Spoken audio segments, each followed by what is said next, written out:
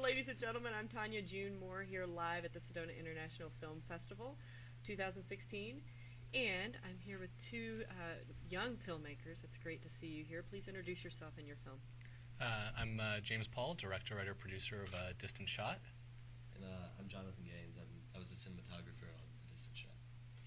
We've been talking a lot about the people who are behind the scenes here. This is a really, a filmmakers festival. I mean, the actors always get the most press.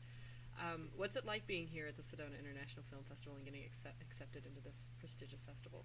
It's been really great so far. Like you said, it's a filmmakers festival, and just everyone's been so excited that we're here and so supportive, and just talking to people, everyone's just really authentic and genuine, and it's really nice. They're here for the films, and that's what the festival should be about. So how have the screeners been so far? We had one screening on Wednesday, and we have another screening this afternoon, and it was really great to get up there and do a Q&A, and it was just interesting to see what people were asking about, and we're in a block of shorts, so it was interesting because it's sort of like we're programmed with other things, and so it was sort of finding this theme of all of our films, but then also talking about ours. It was interesting, some back and forth with one of the other filmmakers who was also there. Nice. And it's also been interesting to see how different people kind of cover the same subject across different times too. Yeah. So it's all war shorts. Oh, nice. Yeah. So tell us a little bit about yours. So it's a period drama set in 1958 in Czechoslovakia on the day of a track runner. It's the biggest race of his life, like a Soviet propaganda-style race. And then something happens that causes him to flash back to his childhood, which is the reason that he runs today. So it's a serious subject. Yeah, but it has an inspirational undertone. Nice. It's not too dark. It's not too dark. That's good. And is it going over well? I mean, do you feel like the reception of this has been better than you expected, or? Yeah, I mean, it was great. We had people come up to us that were really impressed, and we shot on 35 millimeter, and we had people come up to us that said it looked so cinematic, and it was just so rewarding to hear that, because we had long conversations about digital versus film, and the cost savings, and we had 22 minutes of film stock to get the whole short. So most takes I ever did was 4 takes. A lot of things were oneers, and in the editing room, I was married to certain shots, because it's like, well, I don't have anything to cut away to, which if I had done digital, I would have had more choices, but at the same time, it made us be more exact, more on point when we rolled camera, and because it is a period drama, we talked about this in the Q&A, when you think about history, you think about photos you've seen, and they all have a film grain. And if you ever watch a period drama that's shot digitally, and they don't grade it with a film look, it looks fake. It doesn't feel real, like it was a part of history. And that'll change with future generations, because they're going to grow up in a digital world. But our brains are processing film grain as history. Well, and as an audience member, it prevents you from getting into the time, getting into the space. Right. And you as a cinematographer, that's very important. Yeah. No, I was very lucky to have the opportunity. I had shot 35 millimeter once before, and James was really pushing that we did it. And we definitely had a limited budget on this film, so I was maybe coming at it with too much of a producer's mind, but trying to figure out what the best way was to capture this piece was tricky. And for the audience out there who doesn't understand, there's such a difference in feel and that whole suspension of belief between film and digital. When you were, obviously you put a lot of thought in, I really want to do this in 35 millimeter.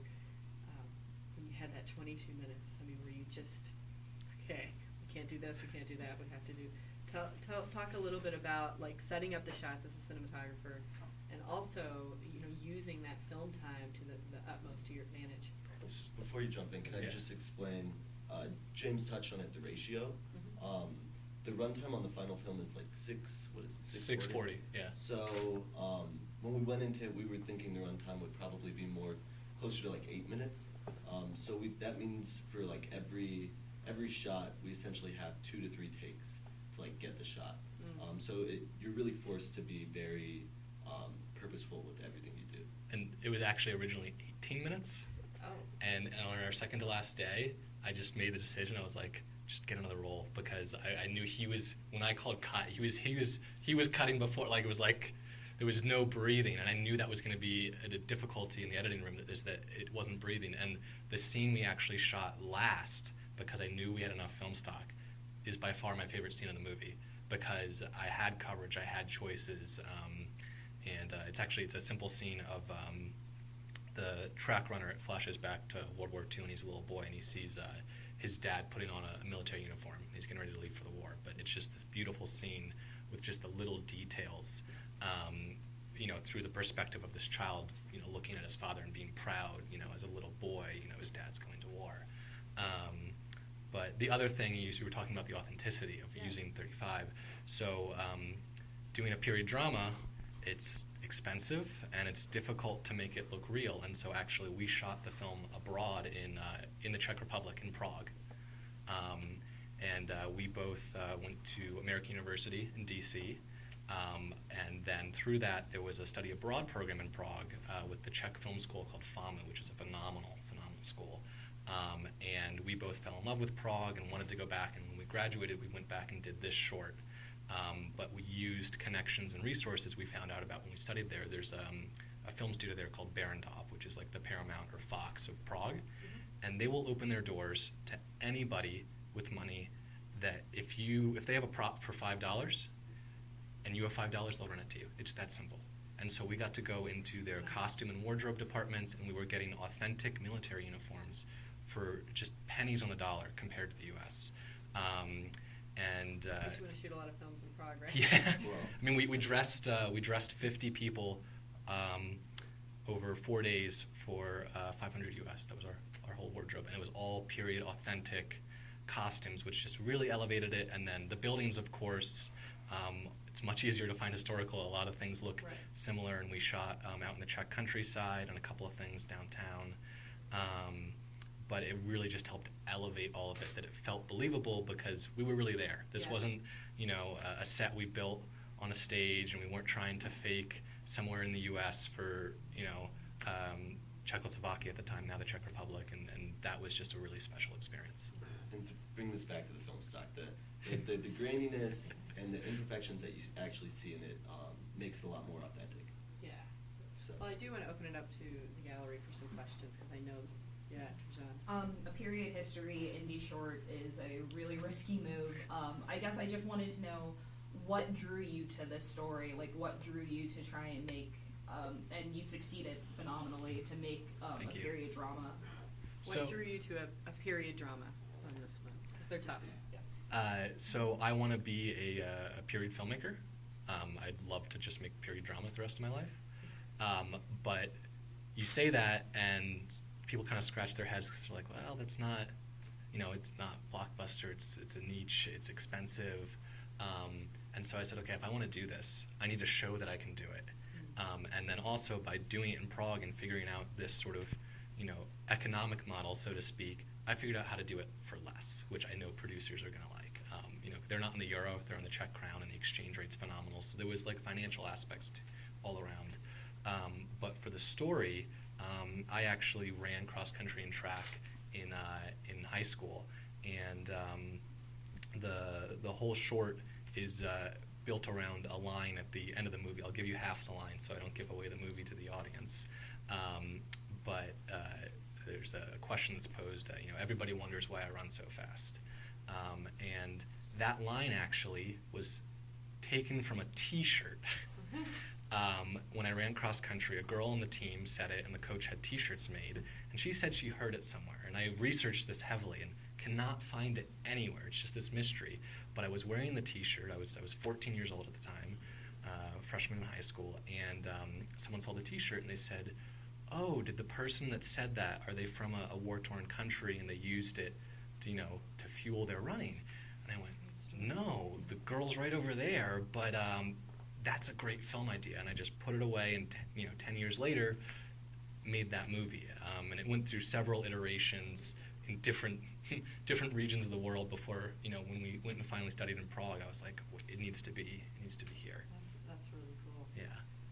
Elliot? Yeah. So I love period pieces just because that nostalgia is great. And you guys did a really good job. It's really easy to mess up a period piece just because of so many things that will be on set that you can't really control. So could you speak to any potential problems you encounter while doing this one?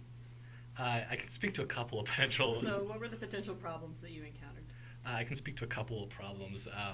They weren't as much period issues as just the problems you run into making a film. So one of them was we were shooting out on this beautiful farm, and there's a 4-year-old child in the movie, and he got stung by a wasp. And so naturally... Not just stung by a wasp, stung by a wasp. Was right underneath his eye. In the middle of production. Oh. And so naturally, first thing we did was, we wanted to get ice and make sure he was okay. And then, he wasn't sure he wanted to do it anymore. And so then we had to get creative. And we're like, okay, what shots can we get without him? And so we started shooting POV shots from his perspective. One other thing to mention on that is he got stung on the eye, and he was also kind of allergic, so his eye swole shut. I was getting there. That was day one. Give him time to tell the story. The following day, which was our last day of the shoot, and we couldn't move the shoot around, he shows up to set with sunglasses on, and everyone's looking at me because everyone knows something that I don't know. And he takes off the sunglasses, and this poor kid, his eye is swelled shut, completely shut, and we're like, what are we going to do? But as filmmakers, it turned into a happy accident because we staged the scene. This last scene we shot was the father stood up for the war, and so he peeks through the door, and we used the door to cover this side of his face, and John set up this beautiful shot where we just dolly in on his back as he peeks through the door, and then the reverse, the door covered his eye. And so it was just like, oh, it's this kid looking in, and now that you know this, if you go and watch, you'll see. Little Easter egg. So there was things like that, or later in that day where he had gotten stung, we finally got his energy back up, and he was happy again. And we were supposed to be getting a shot of him running. He was supposed to be scared. But this kid was just so happy. And it was very fragile, so we didn't want to, take him back. And he didn't speak English, and I only speak basic Czech. So, my directions were yes, no, and I'd say excellent. And he'd be like, you say that after every take, It's the only word I know. Yeah, Wybornia. And so I'm like, okay, how do I get to this kid? How do I, get him to not smile without scaring him? And I remembered that his favorite movie was Rocky.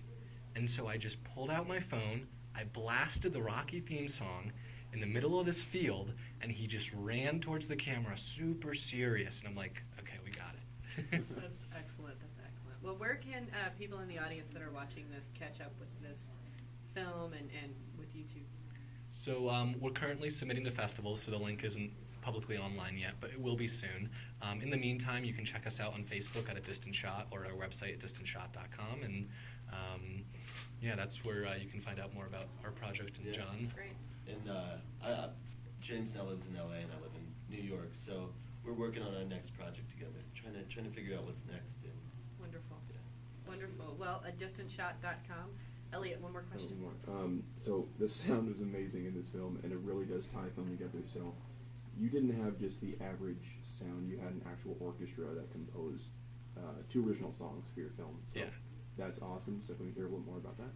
So you had an orchestra perform original music for this. So how did that happen? And give us an explanation for that. So the music for this short, I won the filmmaker's lottery. I'm hoping to be this lucky again in my life with the music, but this was truly something else. I connected through my Czech location manager, introduced me to our composer Jacob Boyd, who's phenomenal. I can't say enough great things about his work and him as a person. And basically, he had to do his graduate thesis. He had to record 5 minutes of music for a short film, and it would be 2 different recording sessions. And through his school, the recording sessions and the studio time, it's all paid for because all of the composers in the program are going to do theirs back to back to back to back. But for me as a filmmaker, that meant I wasn't paying for studio time for musicians. And the first half of the music was recorded with a 24-piece string section out of Budapest. And that's when we first go back to 1938, and it's sort of this beautiful string section with this nostalgia for a different time, before the violence of World War II and the oppression of the communist regime in Czechoslovakia. And then the second half of the music, which is the race sequence, as well as some other things, was the 56 member orchestra, and that was recorded at Air Lyndhurst Studios in London. And Jacob got to go and actually conduct the orchestra. And I wish I could have been there because have you seen Interstellar? So you know how there's like a major organ? Yes. Okay. So after he stepped off the stage, Christopher Nolan and Hans Zimmer walked in, and the organ for Interstellar was on the same stage that our score was recorded on. And it just, that's why I told you I won the lottery. Like, yeah, the sheer luck of Yeah. how you have shot this film is really brilliant, and I think it speaks a lot to other filmmakers who, you know, hey, you can do things really lovely and beautiful, but you have to think outside the box, and I think that's indie filmmaking at its best. Congratulations. That is Thank a big you. takeaway I always get working with James. Yeah. Utilize all your resources. Yeah, absolutely. So congratulations on this film. I really hope it does well. Thank you. I hope you do your period pieces that you want to do so much, and congratulations on being here, both of you. Thanks, Thank Tanya. you. Okay.